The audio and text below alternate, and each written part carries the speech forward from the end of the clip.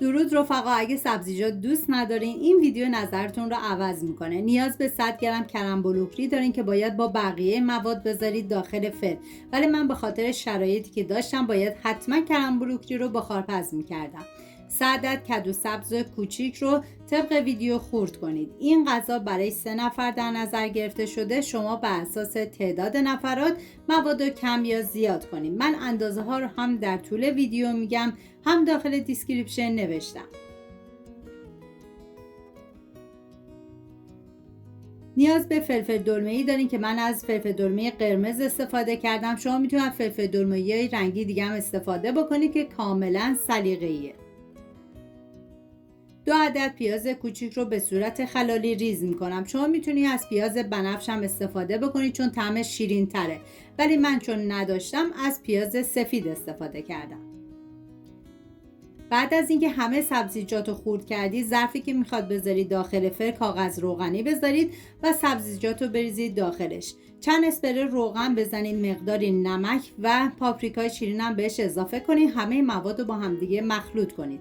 کرم بلوکلی هم که باید با بقیه مواد بذارید داخل فر، تو همین مرحله بهش اضافه کنید و بذارید داخل فری که از قبل گرم شده با دمای 180 به مدت 25 دقیقه.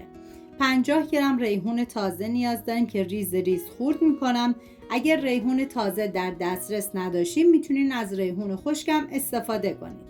3 عدد تخم مرغ رو میریزم داخل یه ظرف، هم میزنم تا از لختگی در بیاد.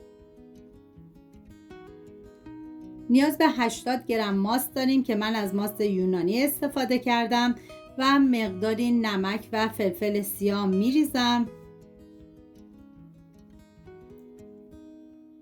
و 60 گرم هم پنیر پارمسان که شما میتونید حتی از 30 گرم پنیر پارمسان استفاده بکنید و ریحون خرد شده هم میریزم، هم میزنم تا همه مواد با همدیگه مخلوط بشن. من غذاهای ملل زیادی درست کردم که لینکش رو داخل دیسکریپشن گذاشتم. دوست داشتید ببینید درست کنید و از خوردنش لذت ببرید. سبزیجات رو از فر خارج کردم، میریزم داخل یه ظرف همراه با کرم بروکلی، میذارم تا کمی خنک بشن.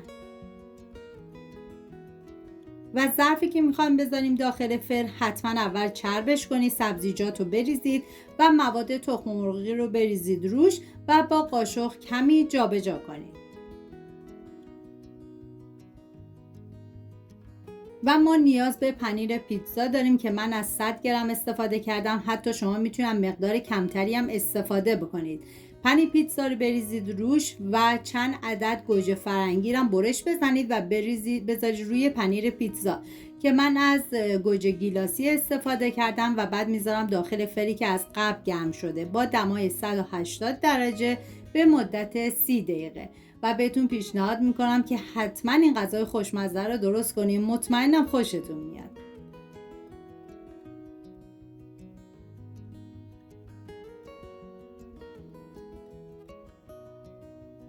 امیدوارم از این دستور ساده و خوشمزه لذت برده باشین. سپاس از همراهی همیشگیتون.